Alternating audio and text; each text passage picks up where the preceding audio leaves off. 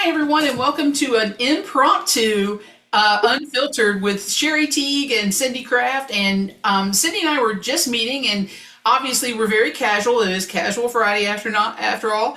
And Cindy said something to me about the functional items that I had to hit record. And I had to, because I think it might have been a little bit of an epiphany for Cindy. And I say this because Cindy will say that she's been teaching on the functional items for what now, 25 years? Almost, yeah.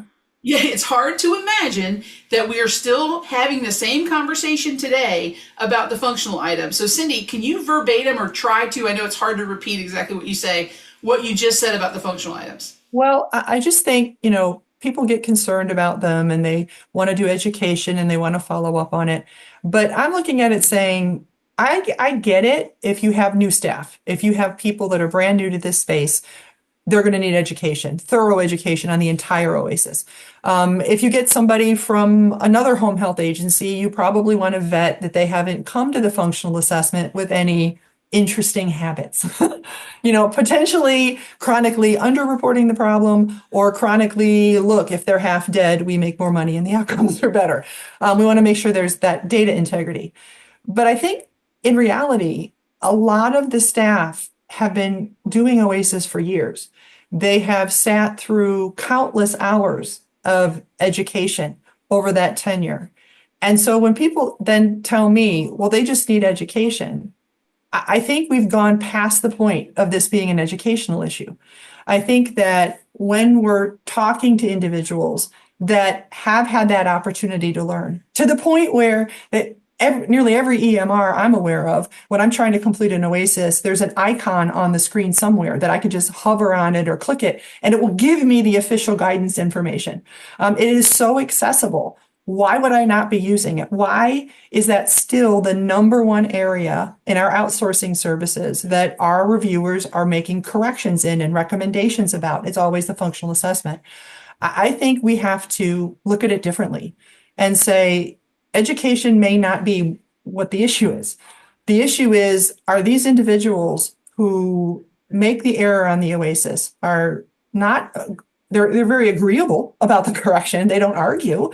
They accept the correction, but they make the same mistake over and over and over again.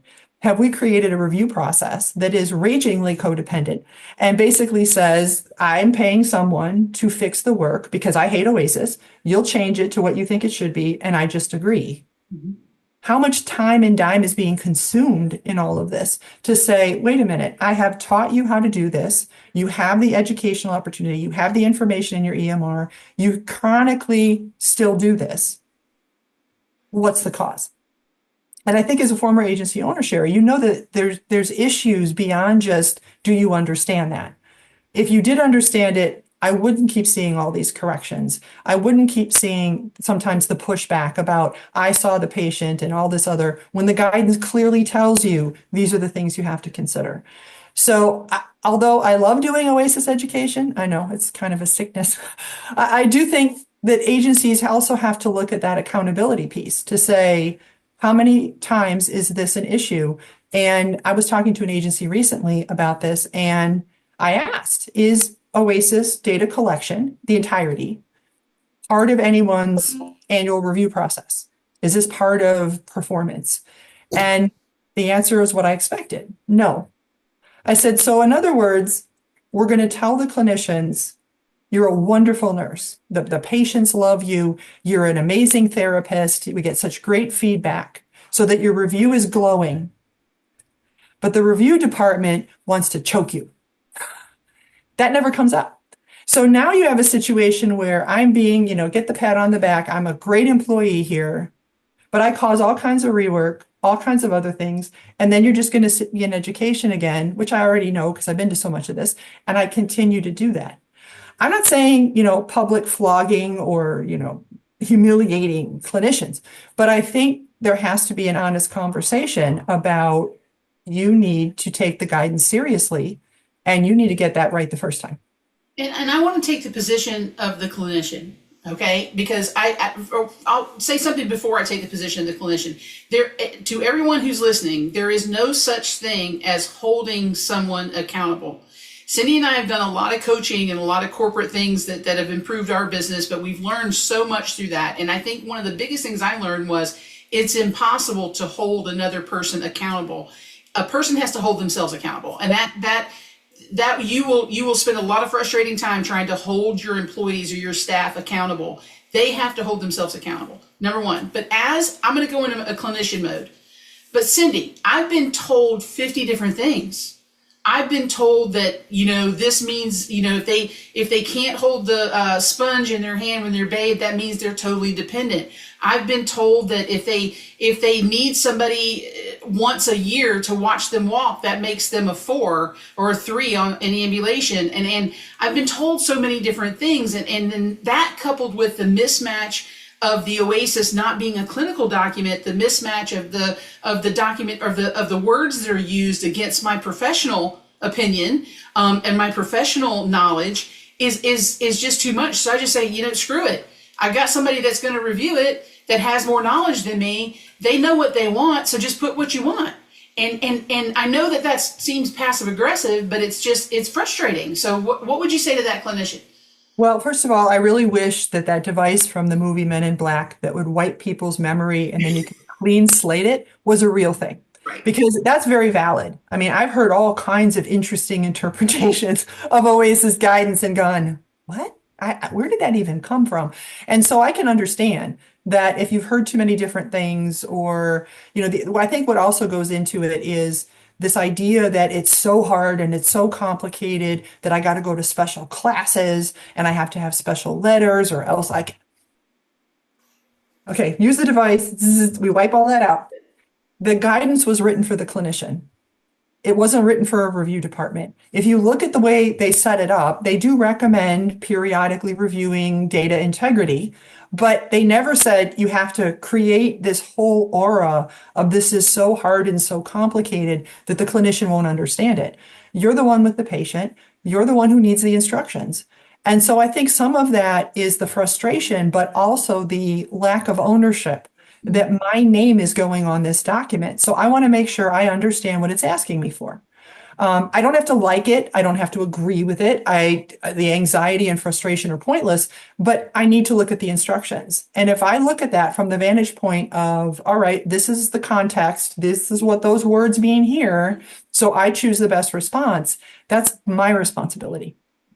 And I think what's added to not only the frustration, but this idea that I can't figure it out, someone else has to figure it out for me, is part of the problem. And you're absolutely right. I mean, it's about personal accountability that says if I'm going to be a clinician in the home health space tasked with this OASIS data collection, I'm not saying I love to do it, but I want to make sure it's right. And I want to make sure I do it right the first time, if nothing else, because I don't want to get it back for correction. Right. I don't. It's done. I finished it. It's turned in. And now I can take that same information, that discipline neutral data, and say, okay, if I came to the conclusion that, let's just say ambulation was a 3 at the start of care, now me and the team are going to talk about why this person needs that kind of help. And what are we going to do to try to move them from a 3 to a 2?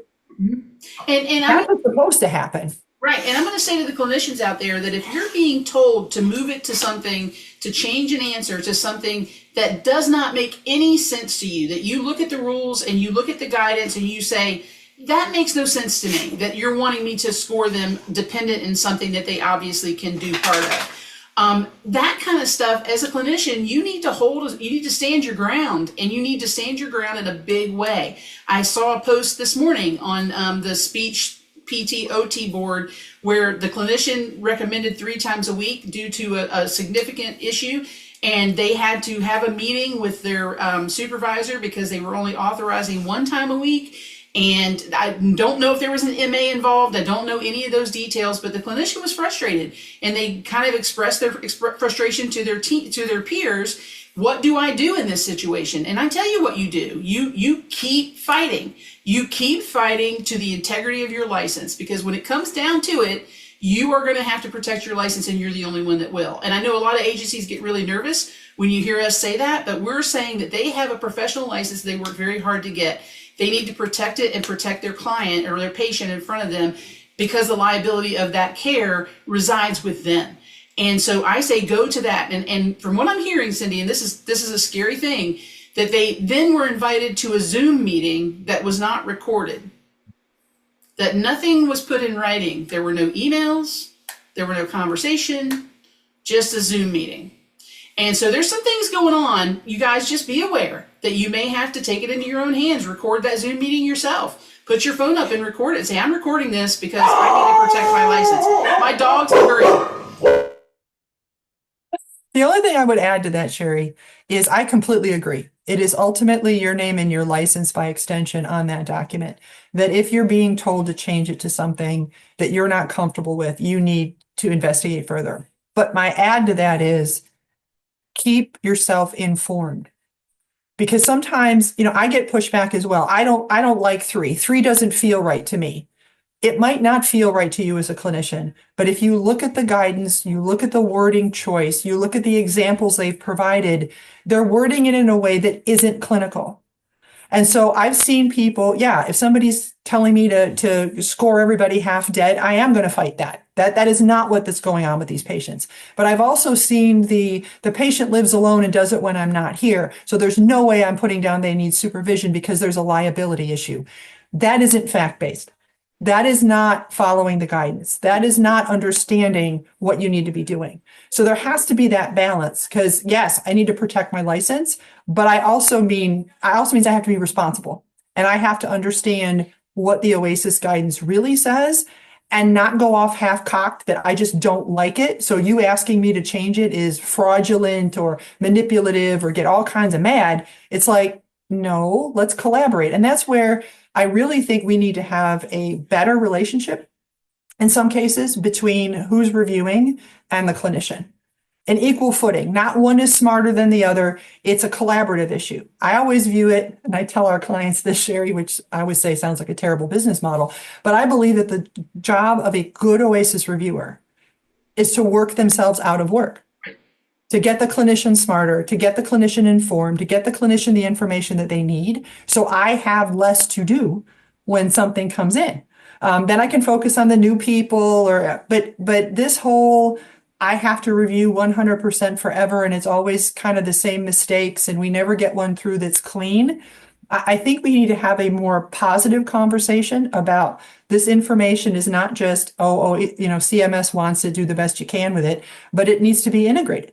And that's what our approach has been at K&K. It's not just understand the guidance, but then how am I using that to plan care? How am I using that to understand the measuring around value-based purchasing and care compare and all of that? If I'm not the one who filled it out on this particular patient, that information went in about my patient too. So what are those responses? Am I actively thinking about them as I plan care, as a PTA, as an LPN, as a home health aide? But I know that sounds a little Pollyanna for a Friday, and I look awful. This is like behind the scenes looking at Cindy Krafft. But I just want to tell clinicians when they go into those meetings, they need to go in with an open mind and a steel spine. Okay? Open mind, steel spine. So if you can listen and hear and learn in those situations, then fine. But if you're being told to do something that you know in your heart is not the best thing for the patient, you know in your heart is being manipulated somehow, you need a steel spine to protect your license. And my thing is that there's other agencies that do this benefit properly. You guys, I can't say that enough. There are folks that are trying to game this for as much revenue as they can get in the door and hopefully keep. And then there are those that are in this as a mission and they're trying to keep their doors open, make enough profit to keep their doors open. Go find the fit that works for you. And for crying out loud, I almost said something else. For crying out loud, please stop saying they're a great clinician, but their paperwork stinks. They're a great this, but they never get the OASIS right. No, all of that is rolled into it because part of your license is a fiscal responsibility. You can't score a run in baseball unless you touch home plate. Let's say that again. You can't score a run. You can't get reimbursed in Medicare unless you touch all the necessary points. You can't all of a sudden run to left field and go, okay, it's 1-0.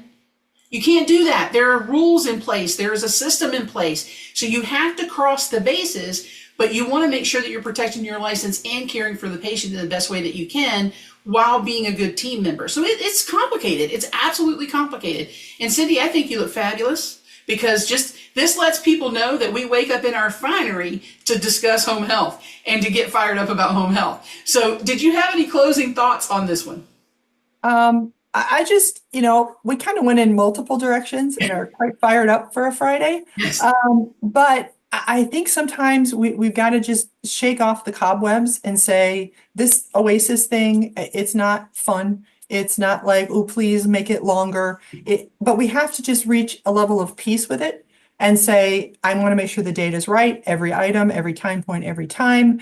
This whole back and forth and arguing and put you in more education or all of this, I think we waste a lot of energy that we better spend in looking at the guidance ourselves, following the instructions, and then caring for the patient. That's really what's supposed to happen as a result of this.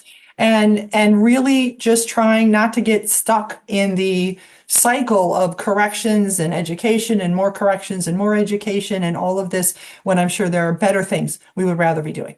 Absolutely. And there's many topics that we can get this fired up about. But when you're talking about the functional items of the Oasis, imagine reviewing them for 25 plus years and seeing the same issues today that you saw 25 plus years ago. It is extremely frustrating. My latest one, and you'll probably see it unfiltered in the near future because I'm marinating on it, is the access to care issue in home health. 70% of referrals are going unanswered. What? It is mind-boggling. Anyway, on that subject, let's just cut this one loose and say, take care of your patients. Let's follow Cindy Krafft's guidance. Take care of your patients to the best of your ability. And again, open mind, steel spine when you discuss these issues. And go forth and take care of folks. And this is such a great benefit. We love this benefit. We think that it's wonderful. We've used it in our personal lives and our private lives with our parents and grandparents. And I can't tell you how much I love home health and how important I think that it is. And Cindy, any final thoughts before we cut off? No final thoughts. If those of you that are listening, she just shook her head no. Those of you that are watching, you saw her shake her head no. But thank you for all that you do. And please be safe out there.